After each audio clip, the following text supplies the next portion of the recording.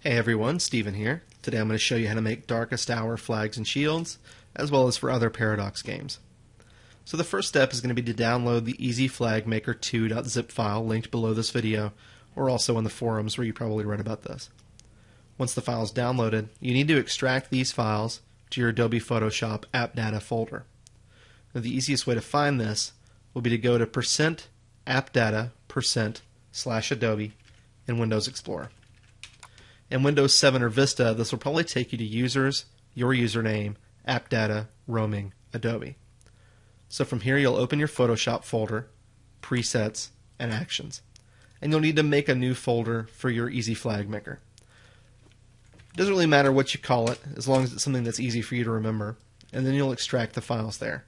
And you'll see the 3 PSD files we'll use for our flags and shields, an action list file to import into Adobe, an output folder which is empty, giving you a convenient place to store your saves as you go, and the original files folder which contains the original Easy Flag Maker and EFM.psd, as well as a shield templates file that Inner Circle sent me when I asked about Darkest Hour templates. Now this doesn't actually contain the template that I'll be using, but I did want to include it since I used it as a starting point and it might give some other people ideas on their own templates for flags and shields. So once you've done all that, you'll want to open Photoshop, go to the Window menu, and make sure the Actions window is enabled. Mine opened as a tab next to the History tab, and then you'll want to use the drop-down and choose Load Actions. From here you'll navigate to the folder where you extracted the files, and choose New Flagmaker.atn and click Load. Now I already have it, so I'll click Cancel. Then we'll go to Open, and we'll choose EFM2.psd. This is the template that's going to be used when you create your flags and shields. It's important to make sure you click Layer 1 on the Layers list, otherwise your flags and shields won't look right. Next you're going to need a flag that you want to make as a Darkest Hour shield. So the easiest place I've found to find these is Wikipedia, and the articles are typically in a standard format, which is flag of and then a country name. So we're going to start with the flag of Italy, which is in a 2:3 proportion. Now I'm going to tell you more about this in a moment. You want to choose the flag, and we'll select the 200 pixel version, right click, copy image, and go back to Photoshop. So if you create a new template or a new project, you'll see that the width and height are already the width and height of the item on the clipboard. So we'll paste it in, and there's our flag. Now the next step is going to be to change the image size to 70 pixels wide by 44 pixels high. You're going to have to do this with any flag that you want to use with the Easy Flag Maker. Next you press Ctrl-A to select all, and we'll copy that and take it over to EFM2.psd.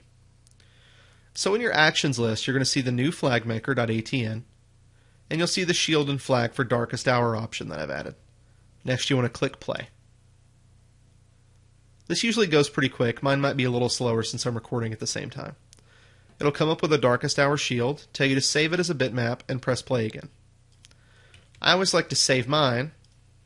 We'll go to our output folder, create one for Italy. I always like to save mine as a PSD file in case I want to do more editing in Photoshop later. So we'll start saving it as Italy.psd, and then we'll also save it as a bitmap to use with Darkest Hour. You always want to make sure you choose Windows file format 24-bit. Any other option will probably make Darkest Hour crash, and it definitely won't work in-game. Next you want to click play, and the action list will pick up where it left off to create your flag waving animation. Now it's going to pop up a window, and it's going to tell you to set your vertical scale to 1 and your horizontal scale to 0, and select Displace Victoria.psd. So 0, 1, click OK, and choose Displace Victoria.psd. Now you save this flag and press play again. So we're going to save this as flag, and then also we'll save it as a bitmap. 24-bit Windows. Pressing play again gets you back to your starting point. Now not all flags are in 2:3 aspect ratio. That's this sort of rectangular look where for every 2 units of height there are 3 units of length. Some flags are going to be in 2:1 or some even stranger aspect ratios. The flag of the Soviet Union, for example, is in 1:2 proportion, which means that for every unit of height, there are 2 units of length, which gives you a longer flag. Another flag that's in this aspect ratio is my flag, the flag of Canada, and we'll show you how to make that as well. You want to choose the 500 pixel version and take that into Photoshop. You'll see that you already have 500 by 250, which is 2 pixels width for every 1 pixel of height. And next you need to get this to a 1.59 aspect ratio, which is the aspect ratio used by darkest hour flags. So with 500 pixels of height, to get to 1.59 width, you need to divide 500 by 1.59. And you'll get 314 and some change. So you round that up to 315. In Photoshop, you want to change the canvas size to 500 pixels by 315 pixels to give you some padding. And then you just want to fill this padding with black.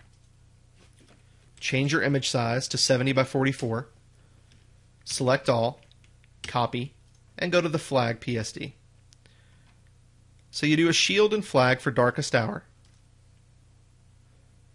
and it will come up with your darkest hour shield and tell you to save it. But if you zoom in, you'll see these black bars, which are not going to look very good in game. So what you need is to make that transparent. Now the way to do that with darkest hour is to make your color green, which is 02550 pure green, and then color in all of that black space. Now there are already some masks included to do that for you. And there are several different styles for, say, a swallowtail flag that has this shape, or square flags, or many other options. I've also added to this version a 2:1 aspect ratio mask.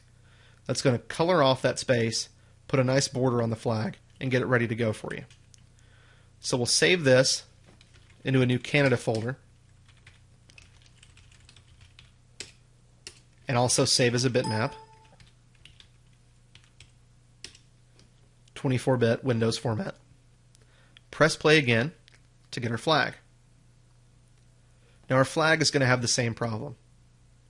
It's going to be black on the borders, which isn't doing us any favors. So what we want to do with this is go down to the flag masks layer group. And you'll see I've also included a 2:1 mask for flags. And that'll take off all but the very edge of that border and make the flag look a lot better in game. Save that as flag PSD, and as also as a bitmap, 24-bit Windows. Press play again, gets us back to our starting point. The final thing I'm going to show you is an option to sort of give you an idea of what your flags are going to look like as you go. So if we go back to our flag of Italy,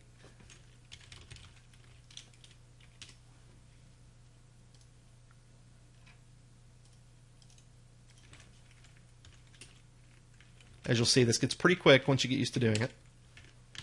Take this back over, make sure layer 1's selected, choose Prepare Flag.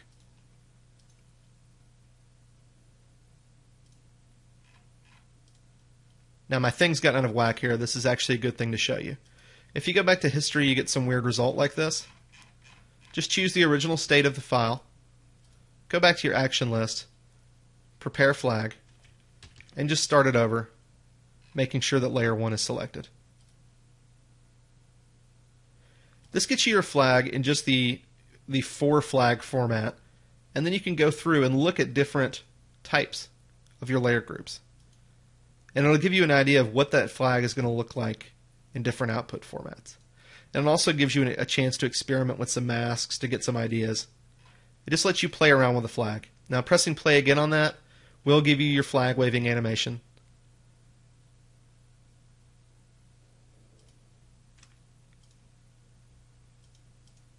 And that's going to give you an opportunity to play around with some of the flag overlay options and that sort of thing. So that's all I'm going to show you today. Press play again to get back to your starting point, and you're good to go. I hope this has made things a little bit easier for you making flags and shields for darkest hour. Best of luck. Thanks.